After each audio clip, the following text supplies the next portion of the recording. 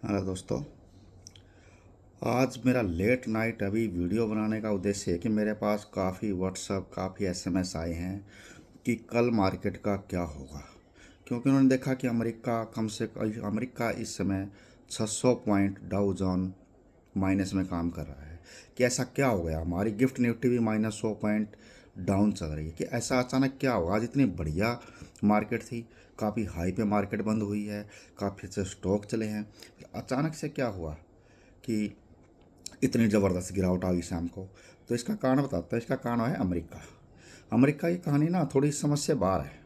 वहाँ आया GDP growth का डाटा, जो इतना बेकार है कि जैसे अमेरिका की जीडीपी बिल्कुल ही फेल हो गई हो। 3.66 से हुए 1.6, इतनी कम। या अगर ये मान लें हम, तो इसको भी हम दो वे में ले सकते हैं। फिर उसका जॉब डाटा आया है। जॉब डाटा अच्छा है, कई सभी को जॉब मिली है, लेकिन जीडीपी ख़राब है। तो मेरे तो ये समझ में नहीं आ रहा अमेरिका से कि जब आपके पास जॉब डाटा अच्छा है और आपकी तो जीडीपी ग्रोथ इतनी ख़राब चल रही है, जीडीपी इतनी ख़राब है, तो उसको दो वेड़ में ले सकते हैं। मार्केट की समझ में नहीं आ रहा है कि मार्केट को पॉजिटिव ले या नेगेटिव ले।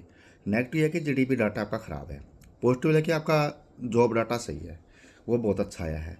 फिर तीसरा ये है कि यदि जो आपका जीडीपी इतना ख़राब है, तो एक उम्मीद बनती है कि अमेरिका को सोचना पड़ेगा कि जो रेट इंटरेस्ट अभी हाई चल रहे हैं कि उसको डाउन किया जाए। अगर रेट इंटरेस्ट कम होते हैं तो मार्केट इसको पॉजिटिव ले सकती है।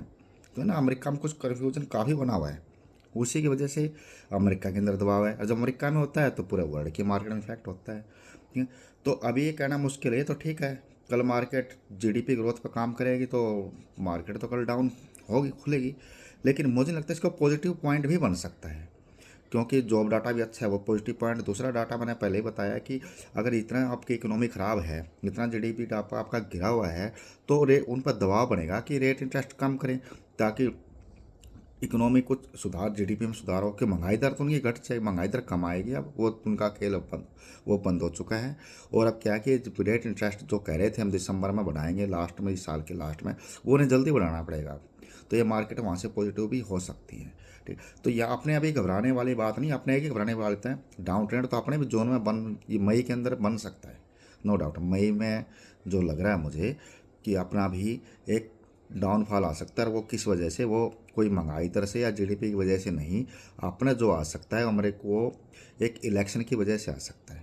क्योंकि अभी सारे एनालिस्ट जो एफ आईज हैं या जो अपने बड़े इन्वेस्टर हैं, वो क्या है, वो इलेक्शन जब मंथ नज़दीक आते हैं ना, मई के जब जोन में काउंटिंग, तो मई में लगभग इलेक्शन हो जाएंगे सभी राज्यों में।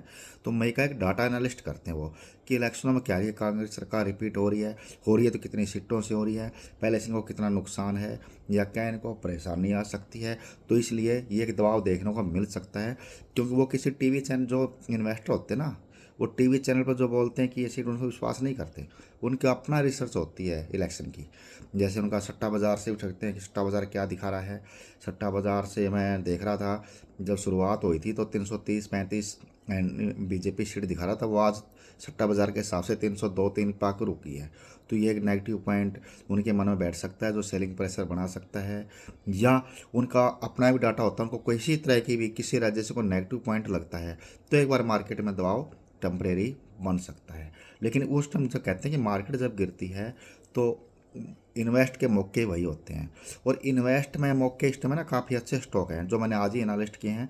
काफ़ी अच्छे स्टॉक हैं जो आपके पोर्टफोलियो में होने चाहिए।